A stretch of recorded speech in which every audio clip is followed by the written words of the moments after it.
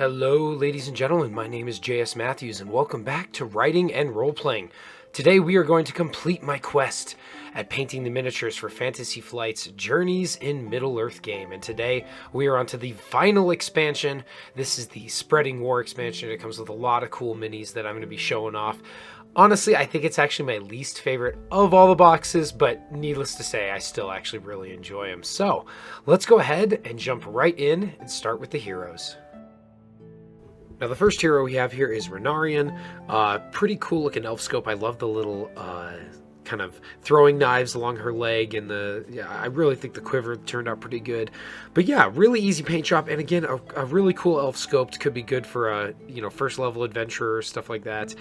Great for the game and great for your tabletop role playing. Our second hero here is Calaminth Took, and again, another nice little sculpt, just kind of a fun little paint job there. I like the way this one turned out. I think both the first two I painted did pretty well. There is one later where I feel like I could have done a better job with some of the color schemes, but I'll talk about that later. But overall, I think she turned out great. I think it'll be a great addition to my tabletop role-playing and to the actual game itself. And then we have Bjorn, and again, another great sculpt here that can be used outside of the game. You need a woodcutter for your tabletop role-playing, something like that. Could also work as kind of like a prisoner or something like that, I think, just the way he's dressed and stuff. I really kind of like that. Great sculpt. And of course, we can't talk about Bjorn without talking about the Great Bear. And this one was an interesting paint job. I actually looked up a couple different ways to do it and settled on this one. I don't think it looks as good in the video as it does in real life. You can't see some of the highlighting, but overall, I really like the way it turned out. And those orange eyes, I think, really kind of did the trick. Now next up we have Freyhild, and this is the one I don't think I did very well. I wish I would have painted the cloak like an orange color or something like that. I don't really like the green. I think everything looks too Christmassy. Maybe it's just me. I don't know. You guys have to let me know what you think in the comments. But again, another great sculpt. She's supposed to be a Rohirrim, so really kind of looks pretty good. And then we have Dwalin the dwarf, and again, another great dwarf sculpt. I really like it. Again, a good first level dwarf adventurer, something like that. There's a lot you can do with these. And then of course now they're going to look great when we play the game with my kids. And again, I always like painting dwarves. I don't know why. You can make a lot of different dwarvish paint jobs. And finally we have Boromir. This is easily my favorite of the heroes from this expansion, and I actually did a little addition there. If you look at that shield, that's not actually part of the sculpt. I added that on. I felt Boromir without a shield felt very strange, and so I added that on. The paint job's okay. I think I could have done a little better job on the actual shield, but overall for the sculpt, I think I did a great job, and I really love the way he looks. Now this is the first of our villains. Her name is Adris, and I think she's actually a hobbit. Again, another great little sculpt. I definitely am not as impressed with the miniatures in this set. I don't know why. Just not that they're bad sculpts, just that they're not my kind of thing. But again, fun little paint job, not bad. Could easily throw into my tabletop role playing. And this one right here is pretty cool. This is King Alaric, and I think he's an orc, but I painted him a little differently. The moment I saw him, I just kind of thought like almost like a vampire king, so I painted him in a way that I think would fit in well with a couple different things. But I think overall he turned out great. Might be one of the better paint jobs I've ever done. I love all the different armor and all the different colors and stuff. I think it came together really well.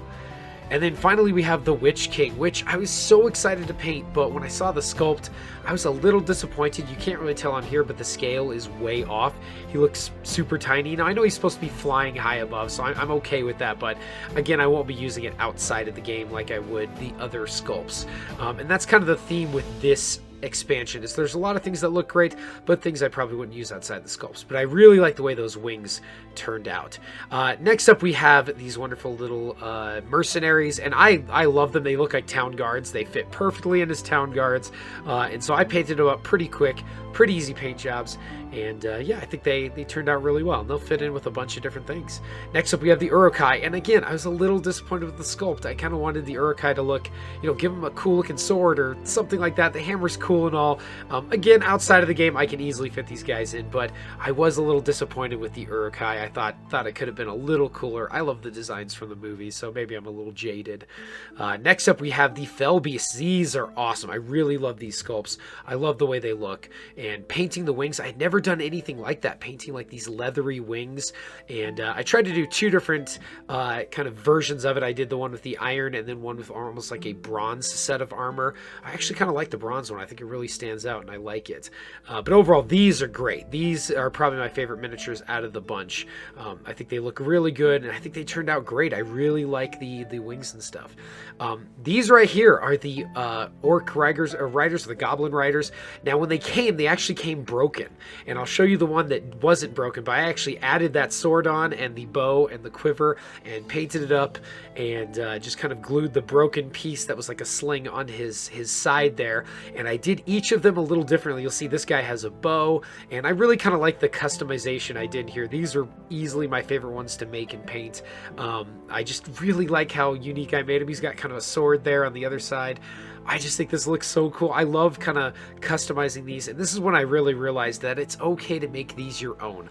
It's okay to take them and kind of add whatever you want, kind of like what I did with Boromir, but these guys really turned out different. This one was the only one that didn't really have a broken sling. It is actually partially broken. It's barely hanging on there, so maybe I'll have to replace it later. But right now, I just glued that cool looking axe on there, and again, some really cool looking orc riders.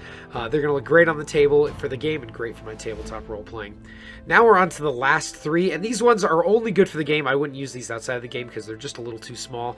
These are the two siege towers. The first one I painted with the white hand of Saruman, which I think looks really cool, and then the second one I painted with the Eye of Sauron, which you're going to see here. And I didn't do any object source lighting. Maybe someday I'll come back and do that, but I think they really did turn out pretty cool. I like them. I think they look kind of nice there. And then finally we have the Mumakil, which is a good size model. The one thing I do want to point out here is when it turns. I think I did a good paint job, but look at this eye. It seriously looks like he saw a mouse and now he's terrified. And it makes me laugh every single time I see it. So, well, ladies and gentlemen, that is it for Journeys in Middle-earth. I've officially painted every single miniature. It was quite a journey, took quite a long time, and was really fun. I learned so much about painting and just about my standards and how to push them a little further and new techniques and all sorts of stuff. The Spreading War expansion is great.